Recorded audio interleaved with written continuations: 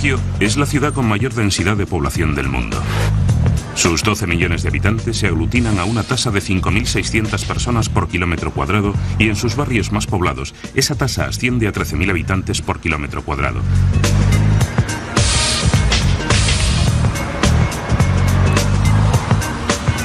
Desperdigada y desordenada, Tokio representa algunos de los peores aspectos de la vida urbana.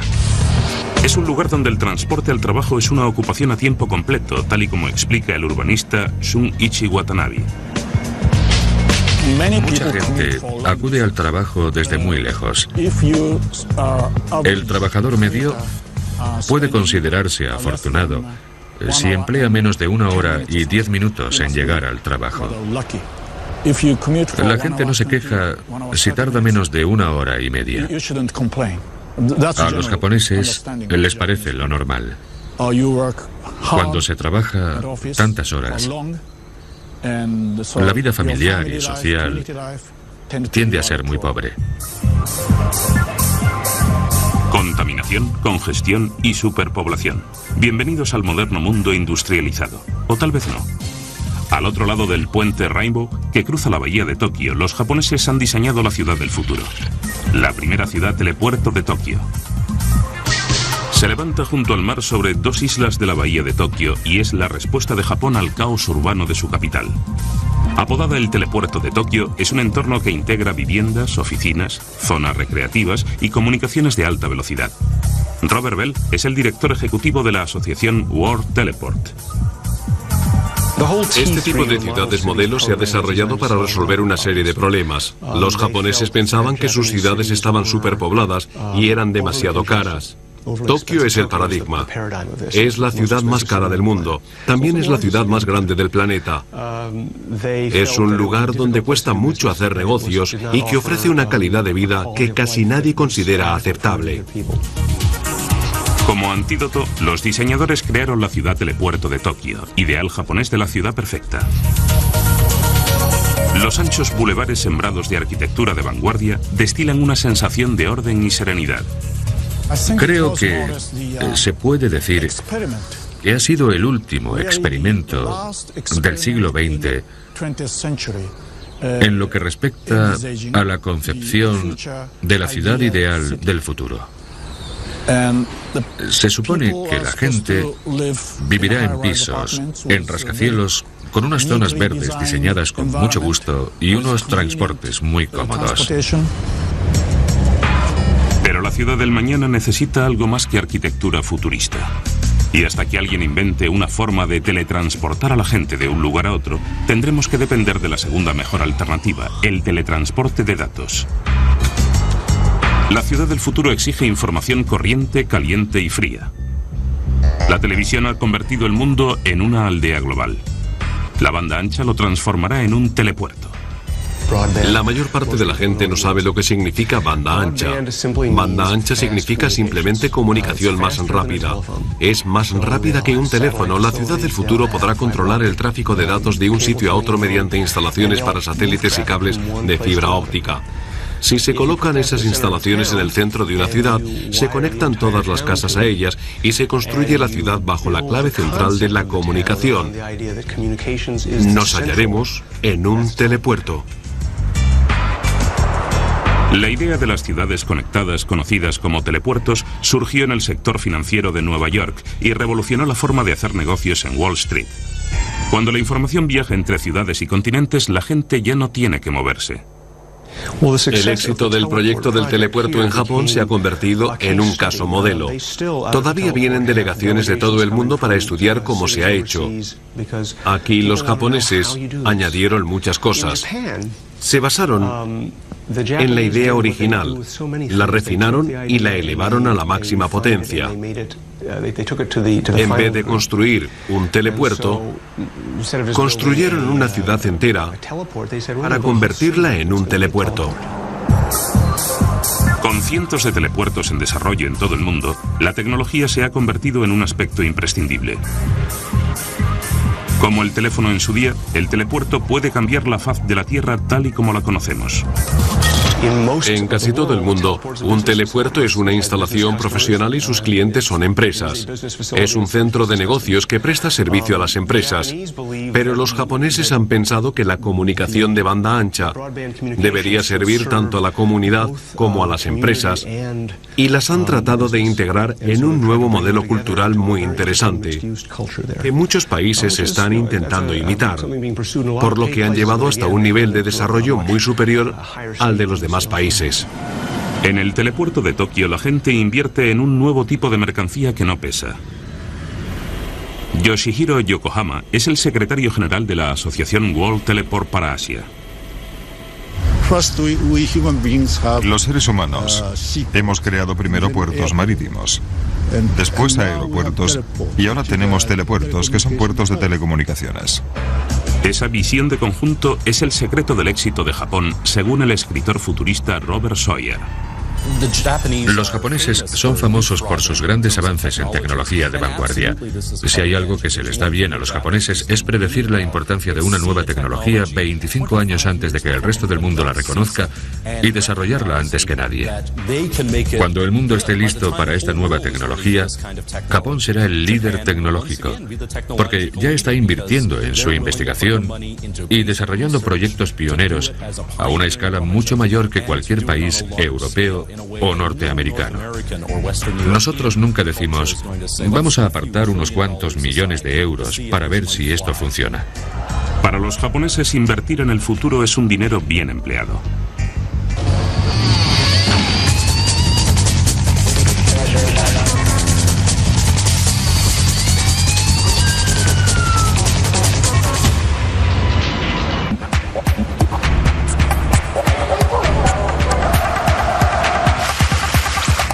En los años 60, los urbanistas japoneses soñaron con una metrópolis futurista cerca de Tokio.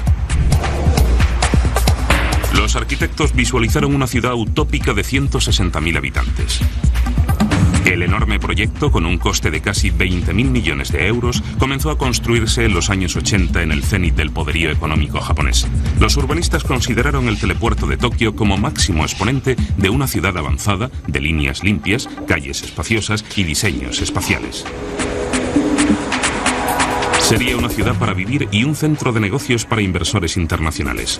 Pero en los años 90 la economía japonesa se hundió y el proyecto se vio reducido. Aún así, en la actualidad, con miles de residentes y un número aún mayor de oficinistas, la ciudad futurista dentro de Tokio ha sido un gran éxito.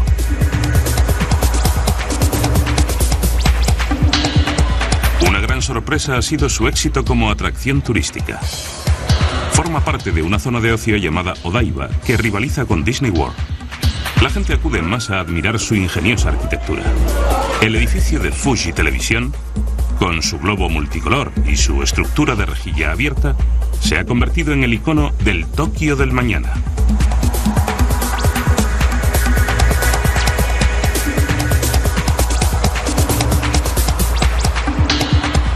Partes, los diseñadores han recurrido a formas arquitectónicas más antiguas. El Tokyo Big Sight es una pirámide gigante invertida. Es el centro de convenciones más grande de Japón y recibe cada año millones de visitas. A muchos japoneses, los espacios públicos les proporcionan algo precioso: privacidad.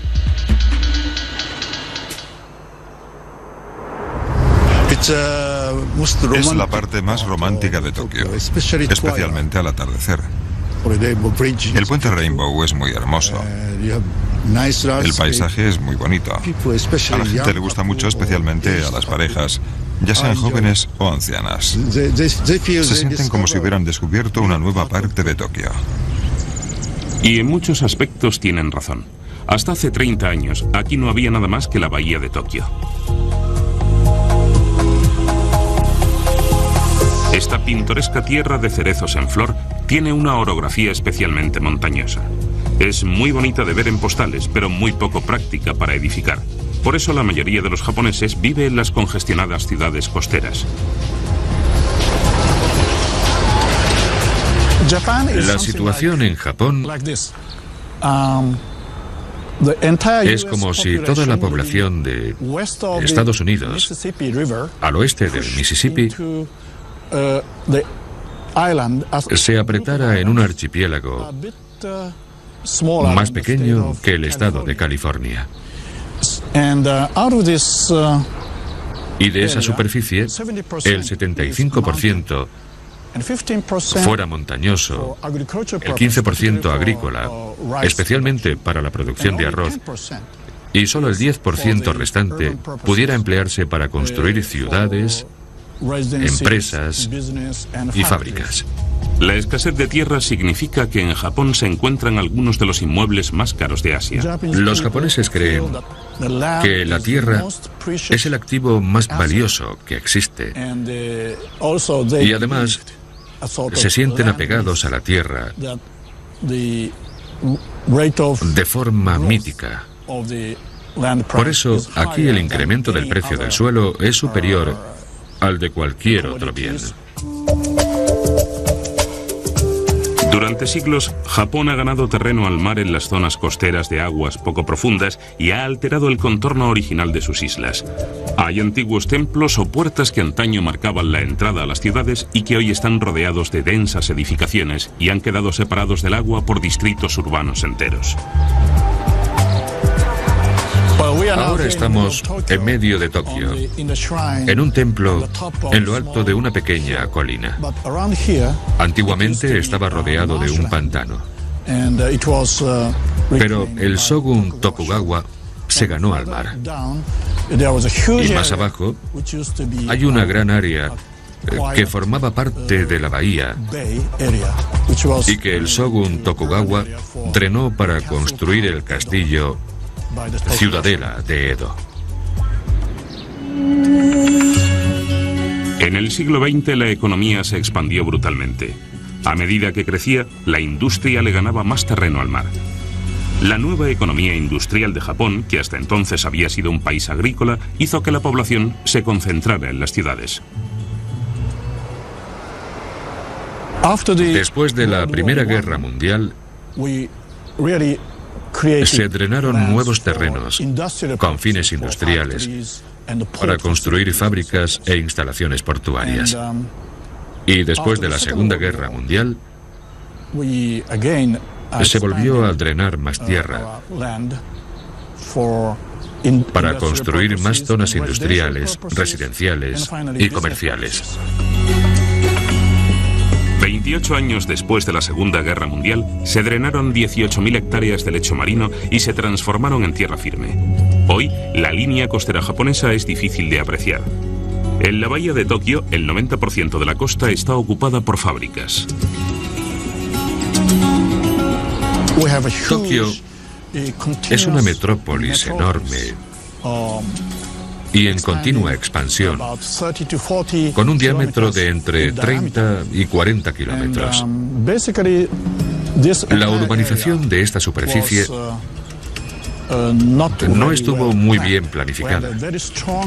Las constructoras e inmobiliarias tenían mucho poder y apenas existía control por parte de las autoridades urbanísticas. La administración pública no pudo controlar la especulación. Así que lo que estamos haciendo ahora, en nombre del urbanismo, es crear las infraestructuras una vez que se ha completado la construcción. Pero los urbanistas del telepuerto de Japón repasaron concienzudamente todos los detalles antes de poner la primera piedra. Fue uno de los proyectos de drenaje de lecho marino más ambiciosos de la historia y costó 2.000 millones de euros. Tardó más de 10 años en construirse. La construcción del puerto empezó con el levantamiento de un dique temporal. Se analizó el suelo del fondo del mar para determinar si se podrían colocar estacas de madera. Se clavaron estacas en el lecho marino para crear una barricada temporal de madera. La barricada se rellenó de tierra y rocas para estabilizarla.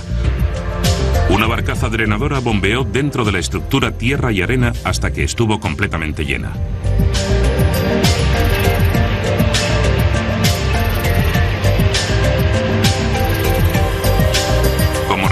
Se obtuvieron más de 2.000 hectáreas de tierra nueva para aumentar el tan necesitado espacio disponible de Tokio.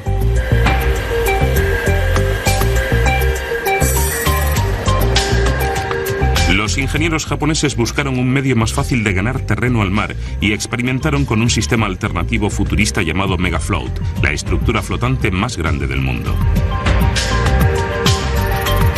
Era una isla artificial de 1000 metros de largo anclada en la bahía de Tokio.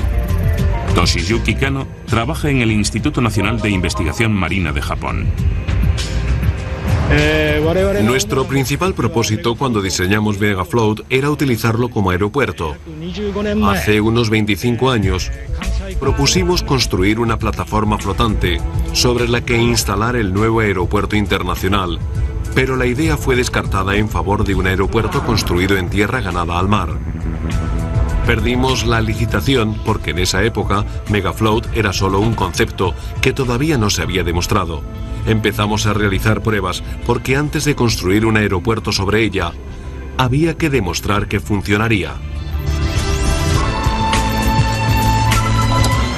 El sencillo diseño de Megafloat consistía en 6 cajas de acero cerradas al vacío, sujetas al fondo por 6 sistemas de anclaje.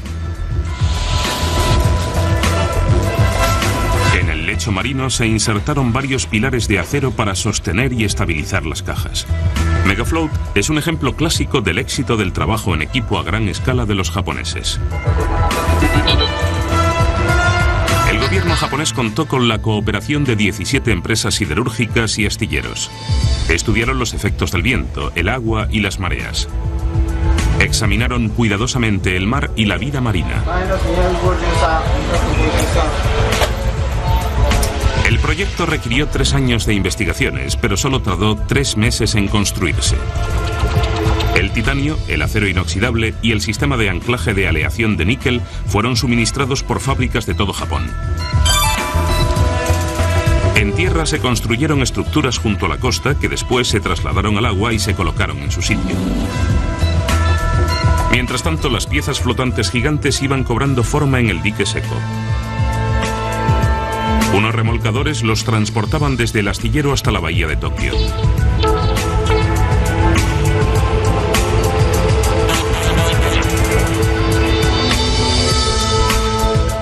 Se sacó el agua fuera de los compartimentos mediante aire comprimido. Después se soldaron las distintas secciones creando una plataforma resistente a los temporales. Las pruebas demostraron que el prototipo de lengua de tierra flotante podría superar los terremotos e incluso los temibles maremotos japoneses, los tsunamis. Los tsunamis representan siempre una amenaza, pero aquí no se suelen producir. Las olas no alcanzan los 20 o 30 metros. En la bahía de Tokio, las olas no suelen superar 1 metro de altura. Además, la estructura no podría soltarse porque está firmemente sujeta mediante un sistema de anclaje. Por lo tanto, no se soltaría ni aunque se produjera un maremoto. Llevamos a cabo varios experimentos relacionados con la posibilidad de utilizar Megafloat como aeropuerto. Lo primero que hicimos fue probar varios instrumentos de aterrizaje para ver si funcionaban sobre la plataforma.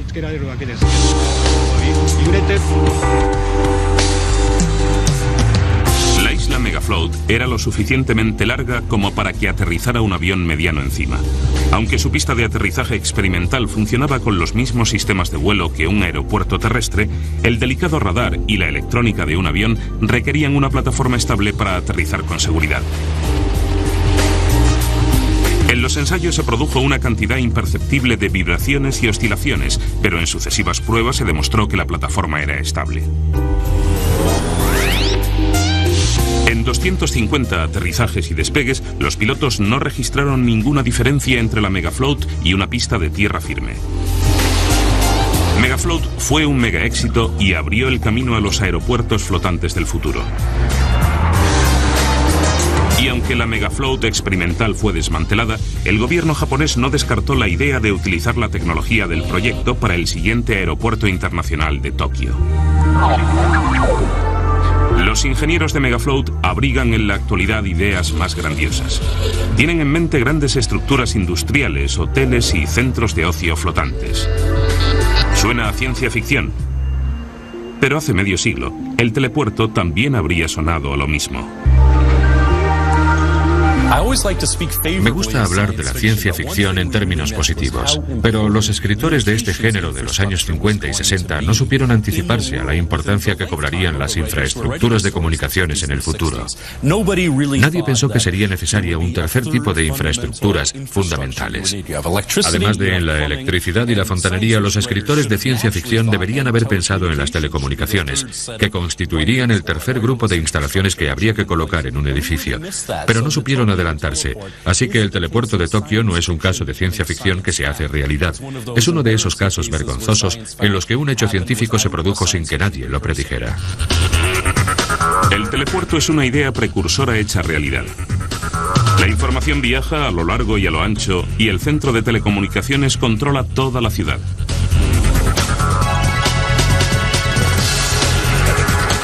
Sus potentes ordenadores supervisan todas las líneas de cable de alta velocidad y fibra óptica de cada casa y cada oficina de la ciudad.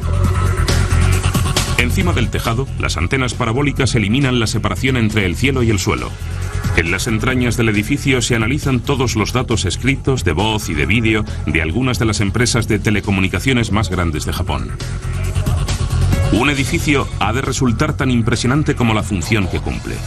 Y el arquitecto Ernest Sinangel de la empresa estadounidense HOK fue uno de sus diseñadores. El propósito de este edificio es conectar Tokio con el resto del mundo mediante las telecomunicaciones. Es un edificio de la era de la información del siglo XXI. Parte de la idea del edificio fue concebir un tipo de arquitectura en la que el equipo de telecomunicación por satélite estuviera expuesto en los elementos estructurales que hay en lo alto del edificio. La forma de cubo abstracto del centro de telecomunicaciones destila eficiencia y elegancia, alta tecnología y brillantez. Incluso el muro cortina de cristal se diseñó con tecnología robótica. Uno de los aspectos más importantes de la concepción de este edificio fue asegurarse de que el cristal estuviera colocado con la mayor precisión posible. Para esta fase de la obra se empleó un mecanismo robótico llamado la mano poderosa, que instalaba las placas de cristal en su sitio exacto y después utilizaba un sistema de supervisión por láser que garantizaba que cada pieza de cristal estuviera perfectamente alineada con la siguiente. La fachada tenía que ser absolutamente lisa y procuramos que todos los ángulos del cristal estuvieran colocados con precisión para lograr un perfecto efecto de espejo. Las empresas japonesas Kashima y Taisei fueron las encargadas de la construcción. Shinrao Otahara es uno de los directores de Kashima. Empleamos una técnica de construcción única. Dos empresas distintas se encargaron de la construcción de cada ala del edificio. Cada una tenía su propia técnica y sus propios planos. Así que tuvieron que alcanzar un acuerdo. Fue difícil conseguir que las dos torres se levantaran a la misma velocidad.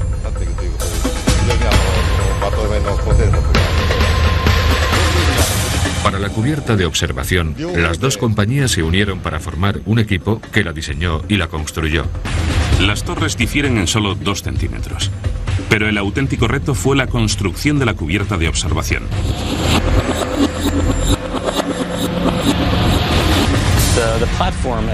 La plataforma de lo alto del edificio es su imagen más emblemática y se construyó de un modo muy curioso.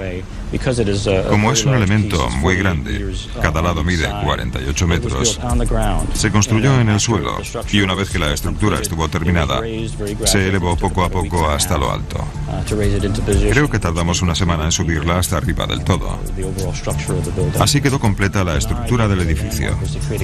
Nuestra idea fue crear una especie de puerta de entrada alineada en el eje de la Torre de Tokio.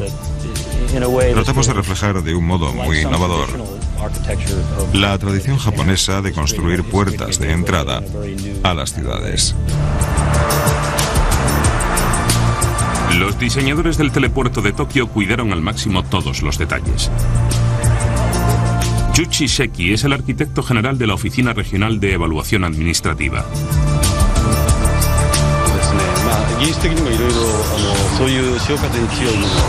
Queríamos mejorar el paisaje, tanto desde el punto de vista técnico como urbanístico. Queríamos crear un diseño en el que todos los espacios abiertos tuvieran vistas al mar. Cada parque tiene personalidad propia. Por ejemplo, este parque es un jardín japonés tradicional. Hay otro parque que tiene grandes espacios abiertos con distintas perspectivas. El conjunto provoca la sensación de encontrarse en un espacio abierto de la naturaleza. La arena de la playa se trajo desde China. En el siglo XXI, la innovación arquitectónica puede transformar las ciudades hasta dejarlas irreconocibles. Lo más característico de las ciudades del futuro es que no te darás cuenta de que estás en una ciudad. Una de las cosas que más hemos llegado a valorar en términos de urbanismo es lo importante que resulta la belleza natural como parte de la ciudad. Creo que en el futuro habrá ciudades de 3 millones de habitantes que no se darán cuenta de que viven en una ciudad de 3 millones de habitantes, porque estarán rodeados de hierba y de elementos que las embellecerán. Diseñar una ciudad con la naturaleza en mente significa respetar la belleza natural a la vez que se la defiende contra la ira de la naturaleza.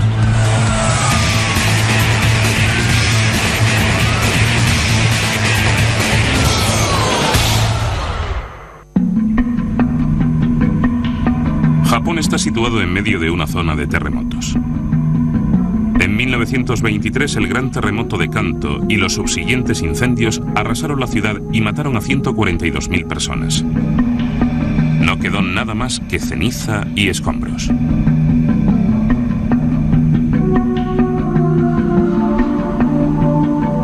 Y en 1995, un terremoto de 7,2 puntos en la escala de Richter arrasó Kobe y dejó a 300.000 personas sin hogar.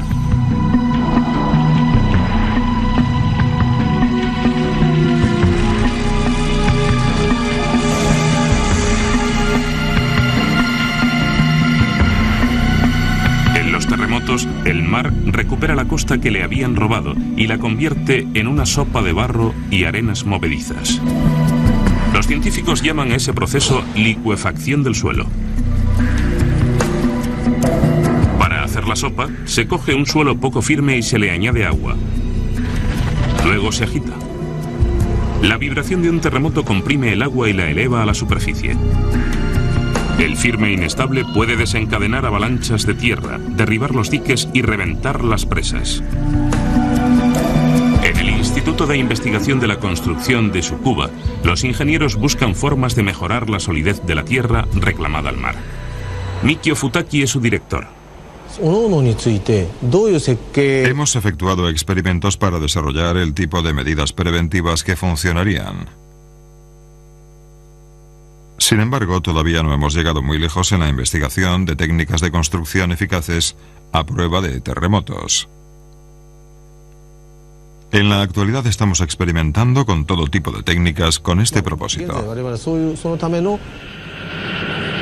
Aunque todavía no han hallado una solución, los ingenieros pueden mostrarnos con facilidad el proceso de licuefacción mediante un tanque de agua y tierra. Esta caja está dividida en 17 niveles. Cada nivel se mueve independientemente. La estructura de la caja se apoya en unos rollos.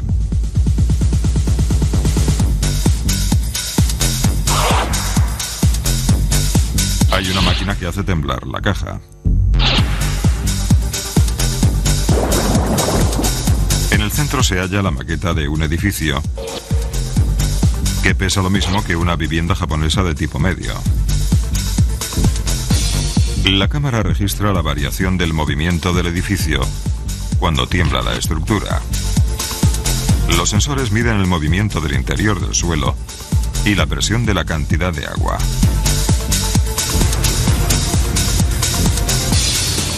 Este experimento reproduce la potencia del terremoto de Kobe de 1995. En solo 5 minutos, el agua sube a la superficie. En la región de Kobe, el mar ha vuelto a recuperar una gran cantidad de tierra. Cuando ocurrió la tragedia, en la tierra ganada al mar no existían medidas para prevenirlo. Después del terremoto se construyó un nuevo distrito llamado Rock Island, en el que se instalaron todas las medidas preventivas existentes. El terremoto ha alterado drásticamente el aspecto de la ciudad. Es difícil rehabilitar ciudades antiguas como Kobe para que sobrevivan a los terremotos. Pero en el nuevo telepuerto de Tokio todo está diseñado a prueba de terremotos. Takehisa Ishiyama es un experto en el tema. Existen varias formas de reforzar los cimientos. La primera consiste en retirar la tierra y reemplazarla por un tipo de suelo más sólido. La segunda es vertir hormigón bajo el edificio para fortalecer su estructura. Para prevenir los terremotos, vertimos tierra sólida a 20 metros de profundidad e instalamos pilares sobre ella. El edificio se construye sobre esos pilares. Además, rodeamos los cimientos del edificio con muros de hormigón para prevenir daños en caso de que la tierra ganada al mar se licuifique durante un terremoto. El muro también impide que el edificio se desplome a consecuencia de un terremoto. Esta zona permanecerá a salvo si se produce un terremoto. La gente no tendrá que ser evacuada. No será necesario construir instalaciones de refugio. Pero la gente de otros barrios podrá acudir aquí porque hay muchos espacios abiertos que cuentan con suministros para casos de emergencia.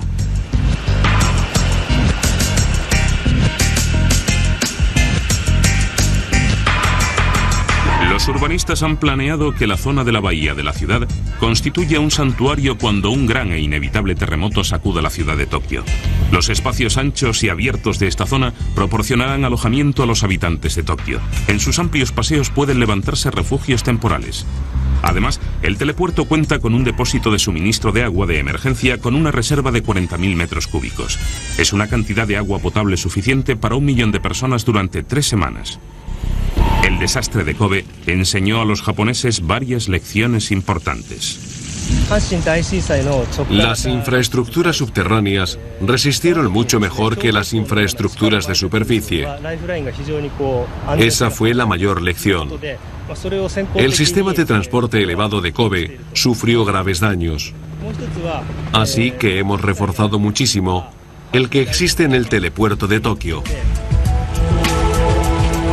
Después de las sacudidas y temblores de un terremoto, normalmente se producen incendios provocados por las chispas de los cables eléctricos que hacen arder las fugas de gas. Pero los ingenieros de esta ciudad de alta tecnología han encontrado la forma de prevenir los fuegos antes de que se produzcan, eliminando por completo el cableado exterior. En Tokio, los cables son otra forma de contaminación. Por todas partes cuelgan cables eléctricos en todas las direcciones. Al principio la electricidad supuso un gran avance y era un gran honor tener cables eléctricos rodeando tu casa. Pero ahora todo el mundo tiene electricidad y no quiere que se vean los cables. El telepuerto de Tokio se ha adelantado al futuro diciendo: no queremos que se note que disfrutamos de la más alta tecnología. La tecnología aquí es ubicua, está en todas partes pero no se ve, está escondida. No es un insulto para la vista. Creo que el telepuerto de Tokio ha sido muy sabio al adoptar esta medida.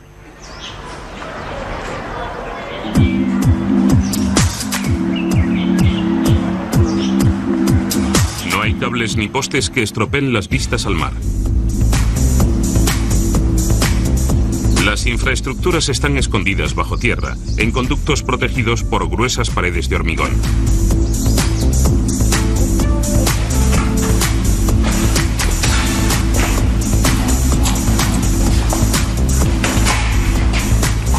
Una vez a la semana, el personal inspecciona el sistema e informa a la sala de mando situada en el sótano del centro de telecomunicaciones, cuyo director es Mochikushi Makoto.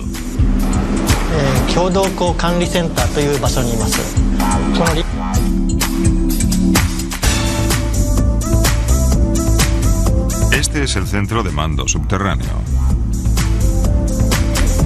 Desde aquí supervisamos 16 kilómetros de túneles que existen bajo la ciudad. Nos encargamos del mantenimiento de todo el sistema. En los túneles existen 9 líneas de cañerías y tendido de cables que suministran todos los servicios, desde agua corriente y fibra óptica a alcantarillado y basuras. Detrás de mí está el monitor que indica si hay alguien trabajando en el túnel.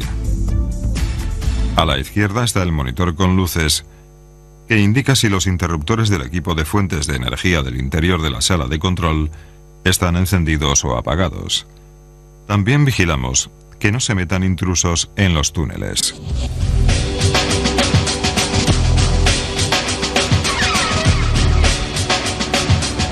Las alcantarillas del telepuerto desembocan en la planta de tratamiento de aguas de Ariake, una de las más avanzadas del mundo y posiblemente la más bonita.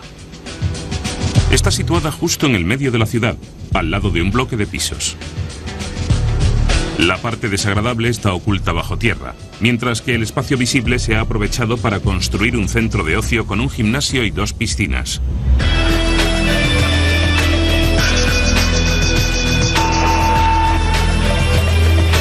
Para procesar 120.000 litros de desechos en un espacio tan pequeño, las instalaciones están distribuidas en varios niveles. Existen 2 pisos con 12 tanques de recepción, situados encima de 4 tanques de sedimentación. Todo ello está escondido debajo de las pistas de tenis más grandes de Japón. Parte del agua se recicla para uso industrial. Kojima es uno de los responsables de la planta. Utilizamos bacterias para limpiar el agua que proviene de las casas. Luego pasa por un filtro de ozono que elimina el olor. Se usa como agua para los retretes y para limpieza del monorraíl. El alcantarillado está bajo control, pero como todas las ciudades modernas, Tokio tiene un problema enorme con la basura. Este vertedero se llama Isla del Sueño porque los urbanistas predijeron que duraría otros 15 años. Pero eso era un sueño y ya está lleno. Los expertos tienen que buscar nuevas soluciones rápido. Cuando saca la basura, la residente del telepuerto Satomi Koike participa en un experimento. La basura que tira en uno de los contenedores aspiradores de su edificio viaja por una tubería subterránea a 100 km por hora hasta llegar a una planta incineradora llamada Centro Limpio. Todos los días recibimos unas 500 toneladas de basura.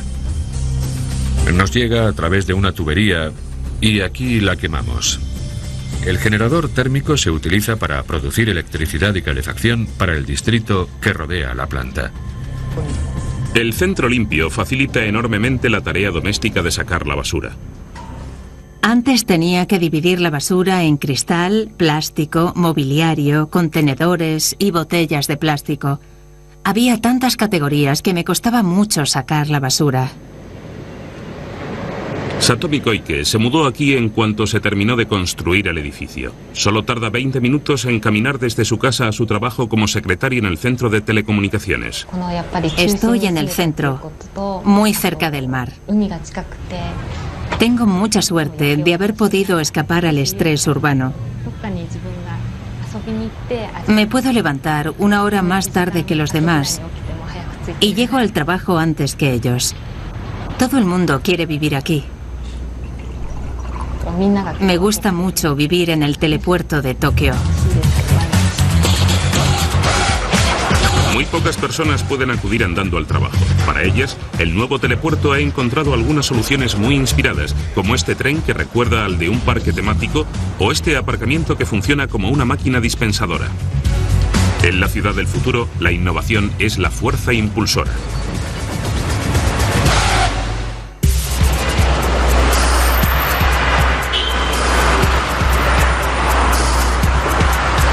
Las viejas y atestadas calles y autopistas de Tokio no tienen espacio para crecer. Salir de la ciudad en coche puede volver loco a cualquiera.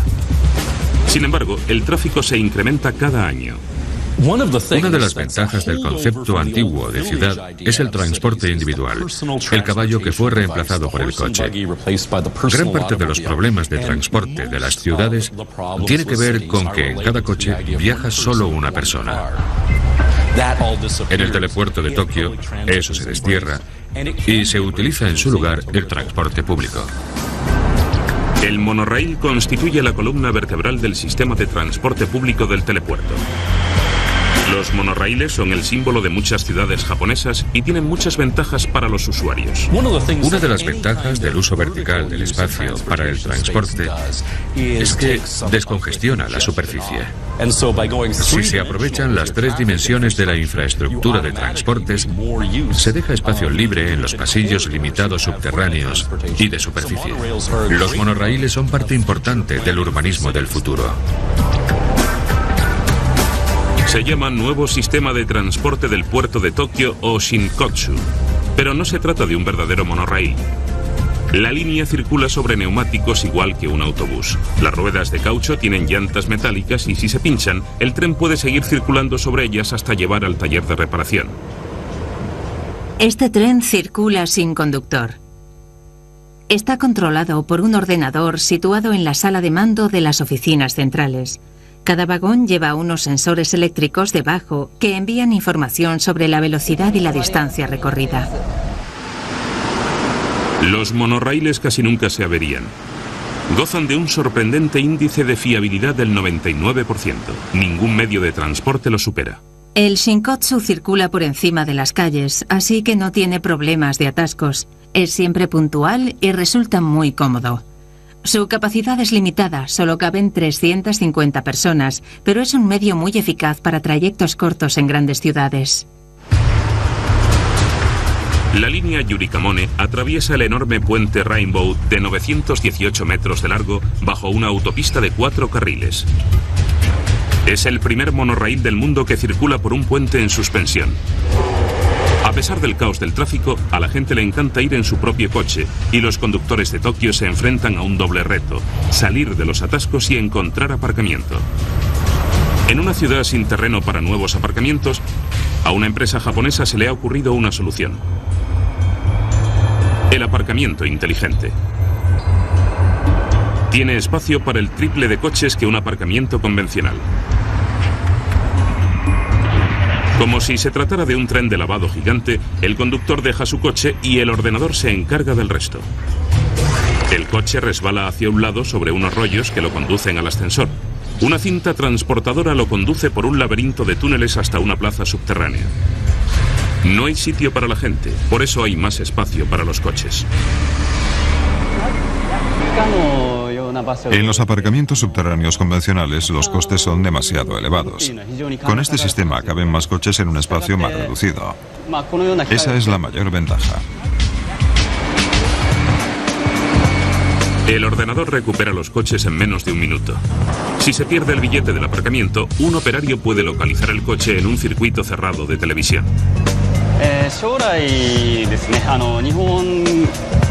En el futuro, cuando la población de Japón sea todavía mayor, el espacio será aún más reducido. Este sistema ahorra espacio y se puede emplear en los nuevos edificios que se construyan. El telepuerto de Tokio combina la eficacia técnica con el urbanismo. Sus diseñadores albergaron las mayores esperanzas cuando lo concibieron. Queremos que la ciudad sea un centro de comercio, información e industria, con viviendas y parques. Pero además queremos que conviva en armonía con la naturaleza y el medio ambiente. Desde que existen ciudades, la tecnología se ha convertido en un aspecto imprescindible. Como el teléfono en su día, el telepuerto puede cambiar la faz de la Tierra tal y como la conocemos. El telepuerto de Tokio es una apuesta de futuro. Es una solución muy japonesa basada en la cultura local y funciona muy bien para un país densamente poblado con muy poca tierra. El gobierno ha propiciado la construcción de una nueva ciudad para vivir mejor. Pero el problema del futuro es que todavía no ha ocurrido. Y el clima económico a veces nubla el panorama. Pero aunque el telepuerto de Tokio ha reducido su escala original, todavía sirve de brillante prototipo de la moderna ciudad del futuro.